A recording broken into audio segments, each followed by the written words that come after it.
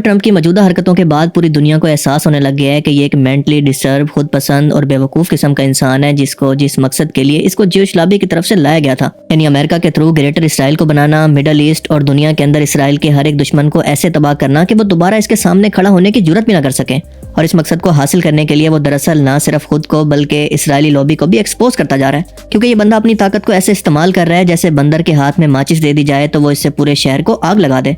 मतलब इस तरह के काम जो कि अमेरिका पहले छुप छुप कर खुफिया तौर पर करता था, हुकूमतों का तख्ता उल्टवा देना, इनके अंदरूनी मामलात के अंदर मदाखलत करना, ट्रंप ने वो खुलेआम दुनिया को दिखा दिया है कि हम ये काम करते हैं।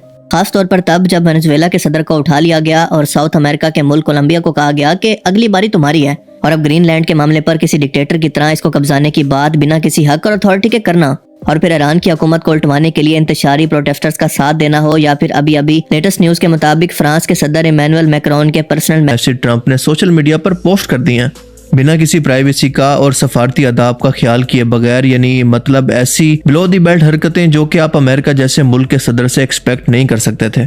देखें, इस तमाम मामले के अंदर आप एक बात समझ लें कि जब भी मैं अमेरिका और इसराइल का नाम साथ लेता हूं तो इसलिए लेता हूं क्योंकि ये दोनों एक ही हैं, एक ही सिक्के के दो रुख हैं। अमेरिका को बनाने वाले, इसको चलाने वाले दरअसल ज्यूज हैं, यानी ज़ायनिस्ट लॉबी, और अमेरिका की ताकत से इन्होंने ग्रेटर इसराइल को हासिल करना है। और वो ये सब कुछ डायरेक्ट खुद नहीं कर सकते, क्योंकि आपको याद होगा कि जब ईरान और इसराइल का तनाज़ा शुरू हुआ था तो ईरान ने किस तरह से मिसाइल मार मार कर इसराइल का जो बुरकस निकाला, वो हम सब ने देखा कि कितनी बुरी तरह से इसका आयरन डोम, जिस पर इसको सबसे ज्यादा मान था, फेल हो गया। और इसके बाद इन जंगों की वजह से खुद इसराइल की इकोनॉमी को बेतहाशा नुकसान हो रहा है। यहाँ तक कि लोगों के अंदर खौफ व हरास इतना ज्यादा फैल चुका है कि यहाँ पर लोग सिक्योर महसूस नहीं कर रहे। और इस बात का सबसे बड़ा सबूत है खुद Israeli media times of Israel की ये रिपोर्ट कि इसी खौफ की वजह से साल 2020 से लेकर साल 2024 के दौरान तकरीबन 1,25,000 स्किल्ड इसराइली सिटीजन ने अपना मुल्क इसराइल छोड़ दिया और बेहतर मुस्तकबिल के लिए यूरोप शिफ्ट हो गए हैं।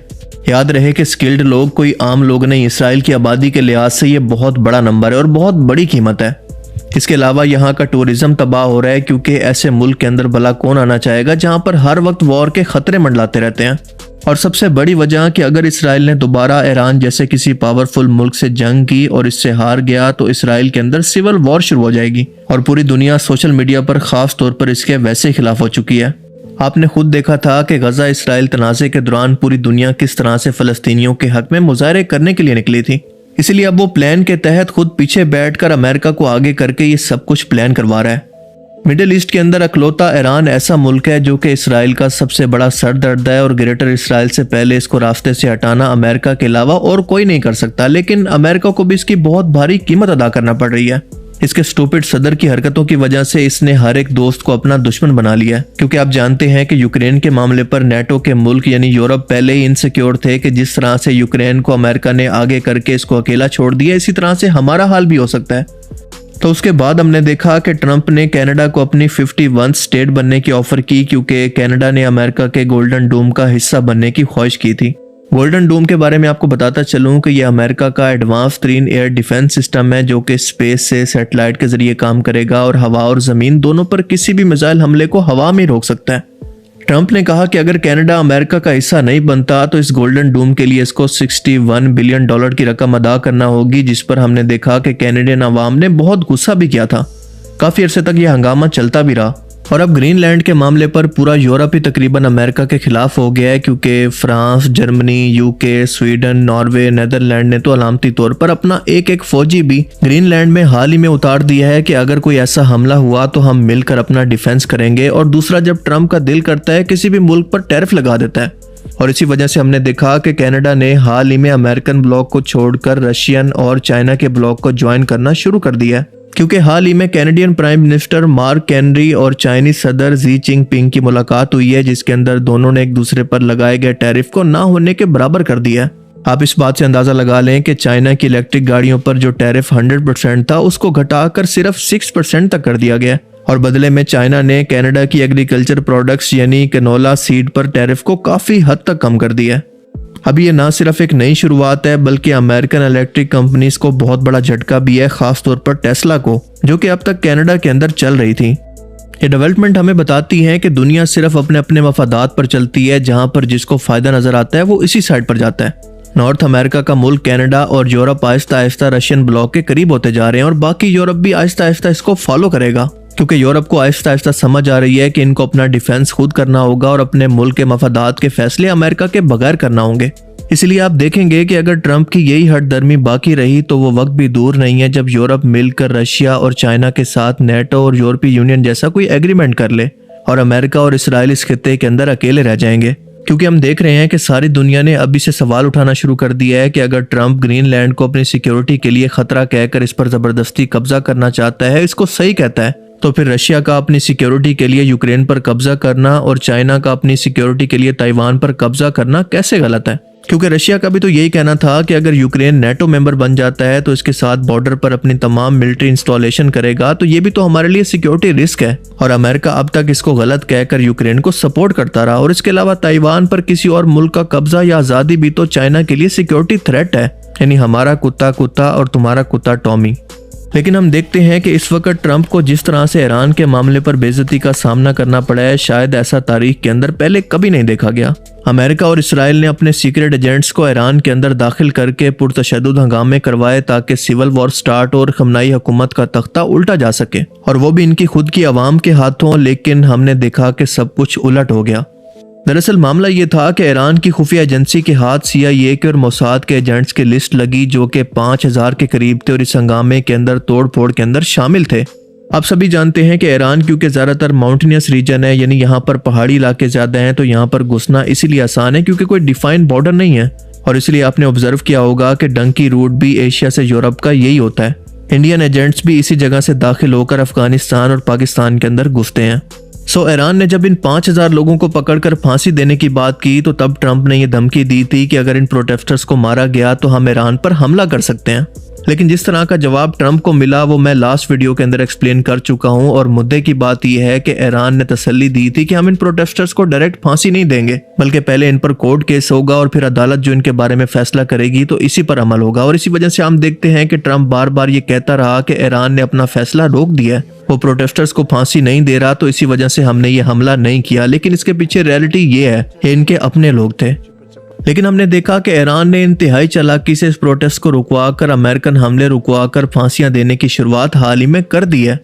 लेकिन अगर आपको लगता है कि अमेरिका के हमले इसके बाद ईरान पर रुक जाएंगे या फिर रुक गए हैं या ये मामला ख़त्म हो गया है, तो ये आपकी भूल है। क्योंकि इसराइल ने हर सूरत ईरान की इस्लामी हुकूमत को ख़त्म करना ही करना है, ये इसके ग्रेटर इसराइल प्लान के अंदर शामिल है। लेकिन अब मसला ये है कि क्योंकि इनका हर एक मंसूबा अब फेल हो गया है तो ये सर जोड़कर बैठे हैं कि आगे क्या करें।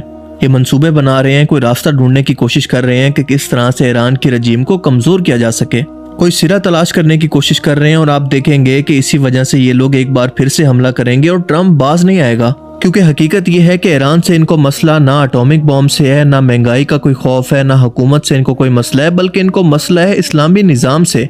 क्योंकि ईरान वो मुल्क है जहां पर इस्लामी हुकूमत कायम है और ये लड़ाई ईरान, पाकिस्तान और इसराइल, अमेरिका की नहीं है, बल्कि इस्लाम और कुफ्र की लड़ाई है।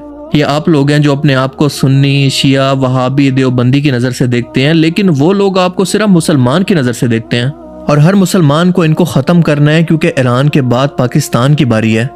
अल्लाह ताला ने हर बार इनके खिलाफ मुसलमानों की मदद की है। इसराइल ने इंडिया के साथ मिलकर पाकिस्तान पर हमला किया तो पाकिस्तान ने इंडिया के 6 जहाज गिरा दिए और इनके एडवांस 3 ड्रोन जो कि इसराइल से आए थे उनको भी गिरा दिया।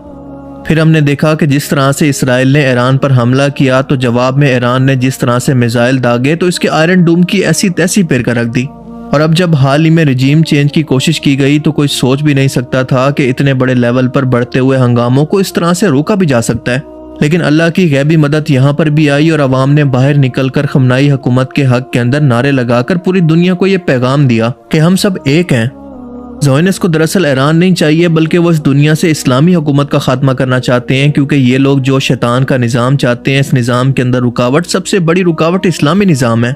फिर चाहे वो इस्लामी निज़ाम ईरान के अंदर हो, पाकिस्तान के अंदर या फिर तुर्की या सऊदी अरेबिया जैसे मुल्कों के अंदर। ईरान का निज़ाम और इसका माइंडसेट इस्लामिक हो चुका है, क्योंकि अगर ये डेमोक्रेटिक कंट्री होता तो इसका निज़ाम कब से तबाह किया जा चुका होता। लेकिन हकीकत यह है कि यहाँ पर खिलाफत जैसा निज़ाम है। इनका शिया इमाम खुमैनी है जिसके नीचे ये सब लोग इलेक्ट होकर आते हैं और ईरान की आवाम भी इससे खुश है। ईरान में जो ये महंगाई है, जो इन्फ्लेशन है, इसकी सबसे बड़ी वजह खुद अमेरिका है जिसने ईरान पर पाबंदियां लगाकर इसको इस हाल के अंदर पहुंचाया। ये सब कुछ प्री प्लान था। ईरान की इस्लामिक रजीम को उलटकर इसको सेकुलर बनाना इनका मकसद था, और अगर ईरान गिर गया तो यकीन करें कि कोई भी नहीं बचेगा। यही इनका तरीकाकार है, यानी डिवाइड एंड रूल। इसलिए ये वक्त है एक होने का, फिरका वारियत को बुलाकर हमें एक होना पड़ेगा। क्योंकि आप देखेंगे कि इस बंदे के बयान रोज बदलेंगे, क्योंकि इसका एजेंडा और हुकूमत में आने का एक मकसद है जो कि इसने हर सूरत पूरा करना है, यानी ग्रेटर इसराइल को बनाने के अंदर मदद करना। लेकिन हम लोगों को शिया सुन्नी नहीं बल्कि उम्मत बनकर एक होकर इनको जवाब देना है। हम एक वाहिद उम्मत है, एक जिस्म एक जान है। जिस तरह से जिस्म के एक हिस्से के अंदर तकलीफ हो तो पूरा जिस्म बेचैन हो जाता है। ये बंदा दुनिया को तेजी से वर्ल्ड वॉर की तरफ धकेल रहा है, क्योंकि लास्ट वीडियो के अंदर मैंने आपको बताया था कि इसकी तैयारियां कितने जोरों शोर से चल रही हैं। दूसरी तरफ हम देखते हैं कि दुनिया 2 ब्लॉक्स के अंदर डिवाइड हो रही है, यानी मुसलमानों का भी नेटो बनना शुरू हो चुका है। और अभी तक की इतलात के मुताबिक 16 चाइनीज मिलिट्री कार्गो प्लेन अभी कुछ देर पहले ईरान के अंदर लैंड हुए हैं, जिसका मतलब है कि ईरान ने भी बहुत बड़े लेवल पर मिलिट्री तैयारियां शुरू कर दी हैं जंग से पहले। सो हम चाहे खुद को जितनी भी तसल्लियां देते रहे, हकीकत यह है कि कुर्बे क़यामत का वक्त इंतहाई करीब होता जा रहा है। बस हम लोगों को ये डिसाइड करना है कि हम किसकी साइड पर हैं, रहमान की साइड पर या फिर शैतान की साइड पर। अल्लाह ताला से दुआ है कि वो हमें समझने की और नेक अमल करने की तौफीक अता फरमाए। आमीन।